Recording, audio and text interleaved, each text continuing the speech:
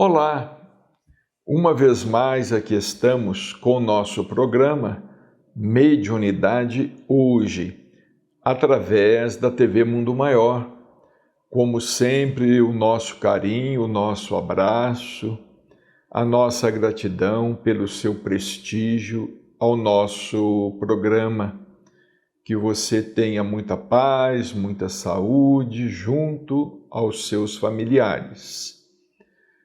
Sempre falamos sobre Chico Xavier, a respeito das lições que ele nos transmitia, das revelações de que se fez intérprete do mundo espiritual. Sempre recorremos a um livro ou outro de sua lavra mediúnica ou de seus biógrafos.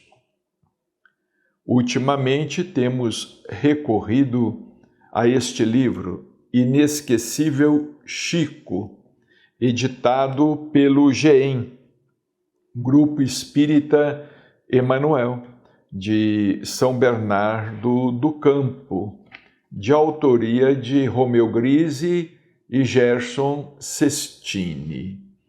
São ensinamentos em torno de Chico Xavier. Por exemplo, algumas passagens do Evangelho de O Novo Testamento, como os vendilhões que foram expulsos do templo, o gadareno e os porcos, Chico era questionado a respeito também dessas passagens consideradas um tanto polêmicas do Novo Testamento. Certa vez perguntou-lhe um jovem sobre a atitude de Jesus diante dos vendilhões do templo. E Chico falou: o fenômeno ocorrido foi de efeito físico, já presenciado por nós em outras circunstâncias. Jesus, ao verificar que aquelas criaturas haviam transformado o templo numa casa de interesses materiais, vibra com indignação diante do mal que estavam fazendo. E dele projetam-se raios luminosos que se condensam em listras atingindo os vendilhões. Teriam provocado dor? Sim, doeram um pouco pela descarga elétrica que passou pelo corpo, dirigindo-lhes o espírito. A atuação dos raios deu-lhes a sensação de umas fracas lambadas de um açoite. Então vejamos a interpretação de Chico para a questão dos vendilhões expulsos do templo. Alguns interpretam literalmente, dizendo que Jesus, de fato, armou-se de uma vergasta ou de um chicote e expulsou os vendilhões do templo com lambadas. Chico explica que a autoridade espiritual de Jesus, a autoridade moral dele, indignado com aquela situação, fez com que os vendilhões como que experimentassem determinadas lambadas em seu corpo. Cremos que, de fato, deve ter sido assim que aconteceu. O que não seria difícil isto ocorrer com Jesus Cristo, ele que caminhava sobre as águas, multiplicava pães e peixes, curava leprosos, certamente também quando falava de maneira indignada, as suas palavras soavam de uma maneira diferente. As suas palavras iam direto à consciência daqueles que ouviam. Em seguida, Chico se manifesta sobre o gadareno e os porcos. O homem gadareno, aquele homem de Gadara, que foi ao encontro de Jesus, e os espíritos o perturbavam, era uma falange, era uma legião. Os espíritos disseram: o meu nome é Legião, porque somos muitos. Sobre a cura do gadareno, obsidiado que vivia nos sepulcros, um inglês que visitava o Chico levantando o problema perguntou: quem pagou o prejuízo dos porcos? Vejamos a preocupação do inglês, né? Quem pagou o prejuízo dos porcos, uma vez que os espíritos imundos neles entraram, precipitando-os no abismo? E no seu modo de entender acrescentou: sabemos que Judas era o caixa da comunidade. E sem esperar resposta, o inglês continuou, reticente. É uma ideia. Entretanto, alguns aventaram o fato de que os judeus não comiam carne de porco. E se não comiam, né, carne de porco, não podia haver lá uma manada, né, uma vara de porcos. E outros lembraram que poderia haver porcos selvagens no monte próximo. E Chico escutando. E o inglês falando. Aqui não diz se ele falava através de um intérprete ou se ele também se expressava em português. Isso aconteceu durante uma reunião. Vejamos, o inglês estava preocupado. Quem é que havia pagado o prejuízo dos porcos, né? Como se Jesus, naquele momento, tivesse dado um prejuízo ao criador de porcos.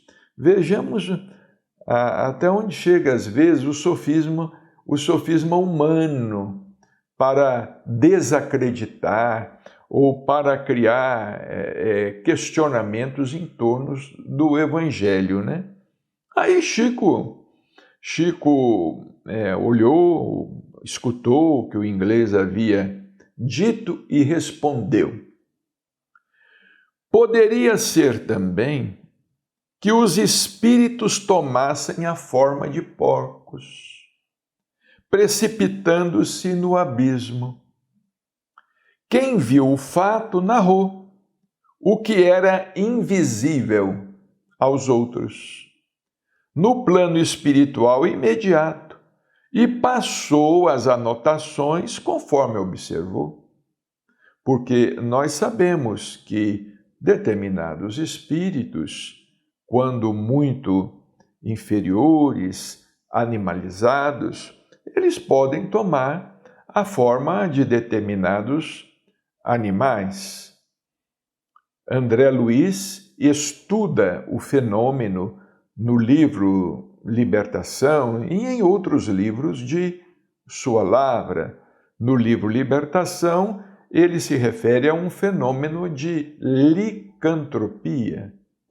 Aquele espírito sugestionado, hipnotizado, como que adquiriu a forma de uma loba. Então Chico disse ao inglês, ele que estava apresentando várias hipóteses para aquela passagem do homem gadareno. Chico disse assim: olha, pode ser também que os espíritos tomassem a forma de porcos, precipitando-se no abismo. E quem estava ali acompanhando aquela situação, com alguma sensibilidade espiritual, mediúnica, percebeu? Porque aqueles espíritos, de fato, estavam fuçando, a palavra é esta, aqueles espíritos, aquela legião, os integrantes daquela legião que vampirizava o gadareno, eles viviam em meio aos túmulos, fuçando os túmulos, como se fossem porcos. Em seguida, Chico cogita aqui, alguém cogita com ele, a respeito da morte de João Batista, que foi decapitado. Nós sabemos que João Batista, o precursor, ele foi decapitado, né? Teve o pescoço cortado. E certa vez ele, referindo-se a um grupo de pessoas que estava querendo saber mais sobre a personalidade de João Batista, e as perguntas eram as mais diferentes. Chico era questionado sobre os mais diferentes assuntos. As perguntas eram variadas sobre todos os temas, né? E alguém perguntou sobre João Batista, o fato dele ter sido decapitado. Vejamos o que o Chico respondeu, até com certo bom humor. Ele disse assim: meus irmãos, diz-nos o bom senso que não devemos afrontar diretamente aqueles que se colocam na posição de nossos inimigos declarados. Ainda mais uma mulher ambiciosa e astuta, consciente de estar em falta com a lei vigente na época, como a mãe de Salomé, a moça por quem Herodes sentia uma especial atração. Fez uma pausa, como a encontrar termos mais adequados para o que iria dizer, e falou: se o profeta, fiel cumpridor da lei mosaica, tivesse menos rigor com Herodias, a esposa de Herodes, talvez ele vivesse mais. Eu me recordo do Chico falar a respeito. Ele falou a respeito em várias oportunidades. Numa oportunidade ele disse assim: mas João Batista não tinha nada que mexer com a vida de Herodes, com a vida particular de Herodes, porque Herodes havia tomado a mulher de seu irmão, Herodias. Herodias era mulher, esposa do irmão de Herodes, e Herodes era rei, acabou tomando a mulher de seu irmão. E João Batista, não concordando com aquela situação, porque era contrária à lei vigente na época, João Batista sempre ia pregar lá à porta do palácio. E embora Herodes tivesse uma grande admiração por João Batista, ele tinha admiração por João Batista, ele acabou cedendo a Herodias através de sua filha Salomé, que exigiu a cabeça do profeta numa bandeja. Interessante, não é? Chico se referir a João Batista assim com, vamos dizer, com tanta intimidade, não é? Se referir ao profeta. João Batista não tinha nada que mexer com a vida pessoal de Herodes.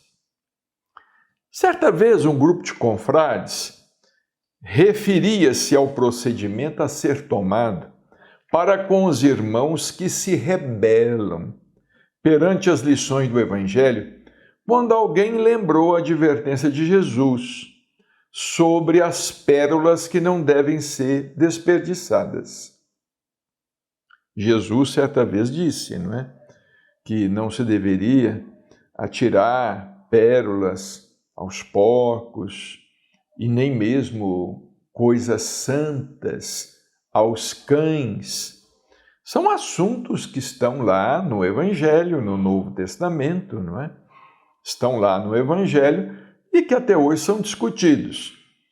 Aí Chico, que ouviu o pessoal fazer esse comentário, ele pediu licença para externar a sua opinião. O pessoal estava comentando ali, ele estava autografando os livros. E ele ouvia, estava autografando, mas ele ficava atento a tudo que se passava ali à sua volta na reunião. Ele permanecia atento.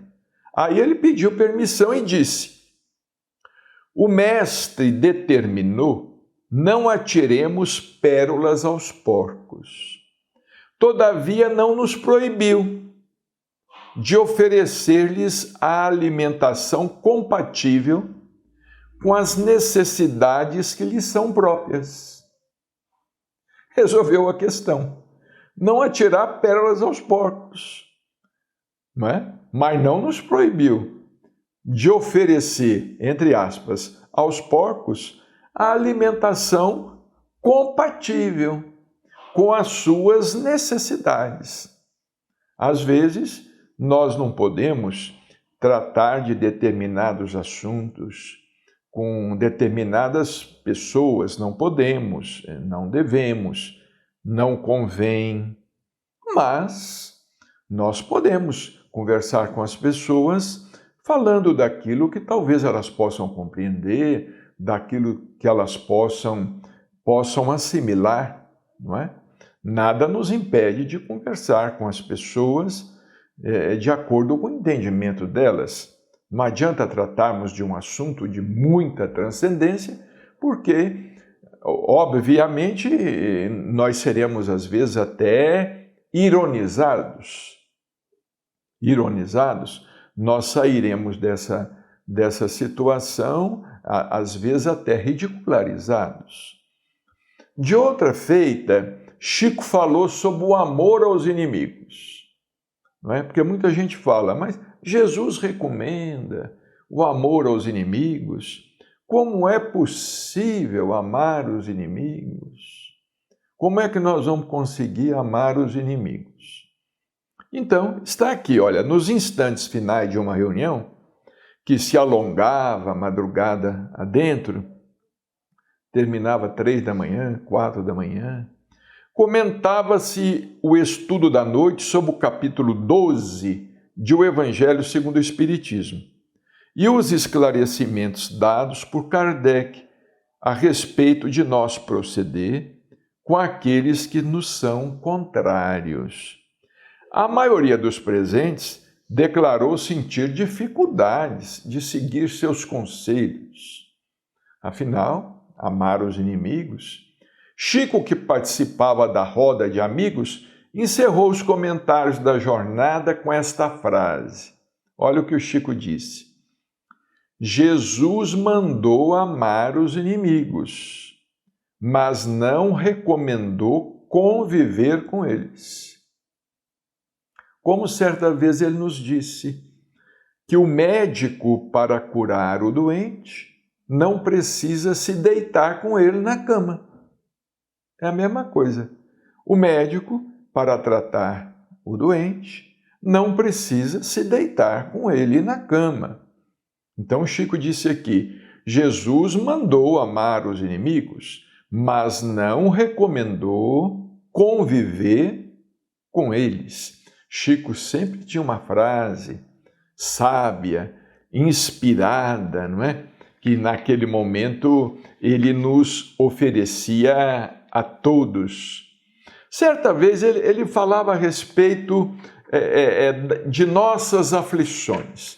Um comentário longo sobre as nossas aflições, lá no bairro do Pássaro Preto, lá onde a gente fazia o Evangelho, à sombra do abacateiro.